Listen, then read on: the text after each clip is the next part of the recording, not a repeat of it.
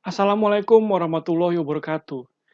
Paham kapitalisme sebenarnya bukan sebuah sistem ekonomi, melainkan adalah konsep produksi yang diperkenalkan oleh Adam Smith di dalam bukunya yaitu Wealth of Nation yang terbit pada tahun 1771. Di dalam buku tersebut, Adam Smith mengkritik sistem pemerintahan monarki yang pada saat itu berkuasa. Beliau berkata, pemerintahan monarki seharusnya keluar dari urusan ekonomi masyarakat, tidak mendikte masyarakat, dan menjamin kebebasan masyarakat dalam pengambilan keputusan ekonomi.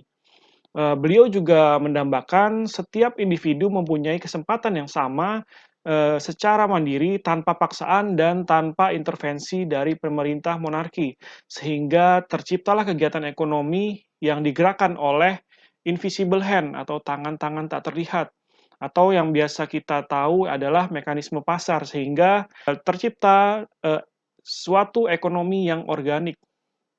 Adam Smith juga tidak menampik bahwa konsep sistem kapitalisme ini juga berpotensi menimbulkan strata sosial di masyarakat, seperti adanya kaum tuan tanah atau kaum-kaum borjuis dan kaum-kaum buruh, yaitu kaum protelar. Namun bedanya, Adam Smith mempunyai harapan, yaitu setiap orang tetap mempunyai kesempatan untuk menjadi lebih sejahtera. Adam Smith tidak pernah menyebut istilah kapitalisme di dalam bukunya. Justru istilah kapitalisme ini muncul pertama kali pada 100 tahun setelah kematian Adam Smith di dalam buku Das Kapitalis yang diterbitkan oleh Karl Marx pada tahun 1867. Di dalam bukunya, Karl Marx mengkritik lagi konsep pasar bebas yang ditulis oleh Adam Smith. Beliau berkata bahwa konsep pasar bebas ini menimbulkan eksploitasi besar-besaran terhadap buruh. Buruh digaji dengan biaya yang sangat murah untuk menekan produksi demi para kapital dalam memenangkan kompetensi. Nah, inilah yang menjadi keresahan Adam Smith ketika pertumbuhan ekonomi menggeliat pada saat itu karena adanya revolusi industri, namun kesenjangan ekonomi, kesenjangan sosial antara si kaya dan si miskin semakin lebar sehingga terciptalah kriminalitas di mana-mana. Nah, inilah awal dari istilah kapitalisme lahir dan menjadi populer dalam menyebut konsep pasar bebas.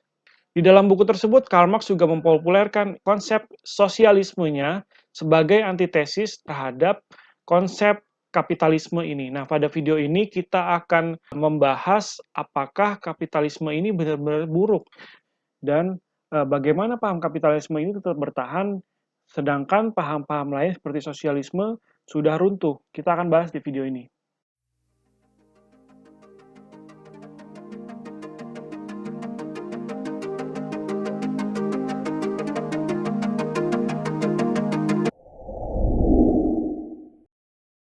Pada dasarnya, paham kapitalisme ini adalah turunan dari paham liberalisme yang menjunjung tinggi kebebasan. Nah, paham ini menegaskan bahwa setiap orang atau pemilik modal mempunyai kebebasan yang sama dalam menentukan apa yang akan diproduksi, bagaimana cara memproduksinya, dan pada siapa hasil produksi tersebut dijual.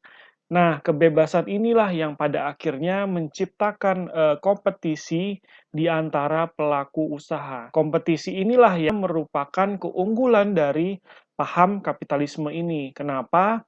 Karena para pelaku usaha akan berlomba-lomba untuk memenangkan kompetensi ini. Bagaimana caranya? Dengan melahirkan produk yang berkualitas, kemudian melahirkan inovasi dari produk tersebut, melakukan efisiensi dan efektivitas dalam memproduksi produk tersebut sehingga tercipta harga produk yang sesuai. Dengan kata lain, konsumenlah yang akan paling diuntungkan pada paham kapitalisme ini. Namun, meskipun setiap orang memiliki kesempatan yang sama dalam melakukan kegiatan produksi, tetap saja pemilik modal terbesarlah yang pada akhirnya memungkinkan untuk mendapatkan keuntungan yang lebih besar. Karena apa?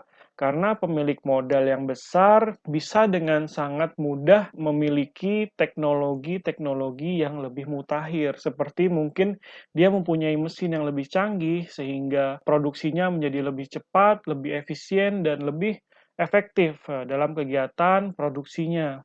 yang dikhawatirkan oleh orang-orang anti kapitalis, di mana semakin kayanya orang-orang yang mempunyai modal besar akan memperlebar jurang kesenjangan antara si kaya dan si miskin. Kemudian ketika jurang-jurang tersebut semakin lebar, maka akan terlahir orang-orang super kaya. Nah, orang-orang super kaya ini yang sebenarnya bisa bahaya, bisa enggak.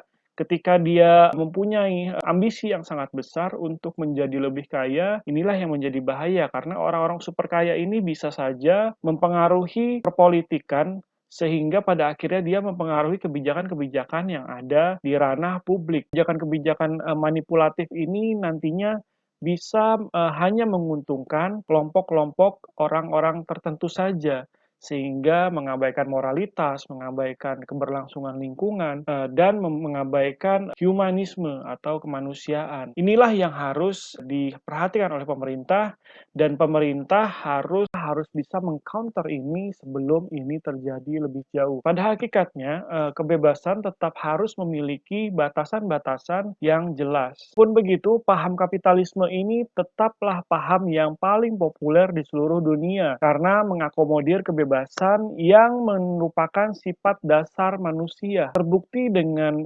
berlandaskan paham ini, keadaan ekonomi menjadi lebih menggeliat atau bergairah dan melahirkan kerajaan-kerajaan bisnis besar di seluruh dunia.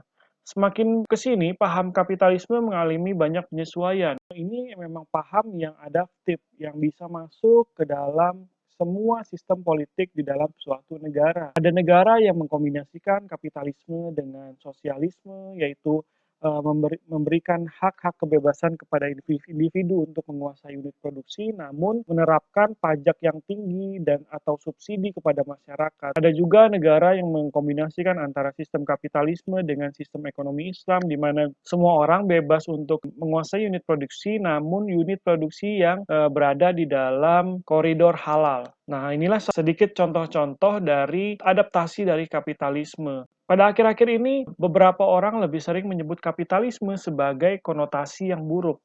Sebenarnya, yang perlu kita ubah adalah mindset kita. Jadikan era ini sebagai kesempatan dan sebenarnya kita adalah orang-orang yang beruntung di mana kita hidup di era teknologi informasi yang sudah sangat mudah untuk diakses.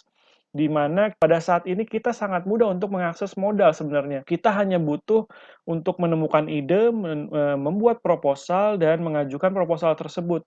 Sekarang itu ada yang namanya crowdfunding, di mana ketika kita mempunyai ide yang bagus dan kita bisa menyampaikannya dengan atau mempresentasikannya dengan baik, maka kita bisa mendapatkan sejumlah modal. Nah, itu tergantung kepada kita saja nantinya bagaimana kita mengelola modal itu dengan baik. Kunci kapitalis tidak memecahkan masalah, maka jadilah seorang kapitalis. Ubah persepsi orang mengenai kapitalis. Jadilah kapitalis yang humanis, kapitalis yang menjunjung tinggi agama, kapitalis yang filantropis seperti yang dicontohkan oleh orang-orang terkaya pada saat ini. Oke, segitu saja video dari saya. Terima kasih.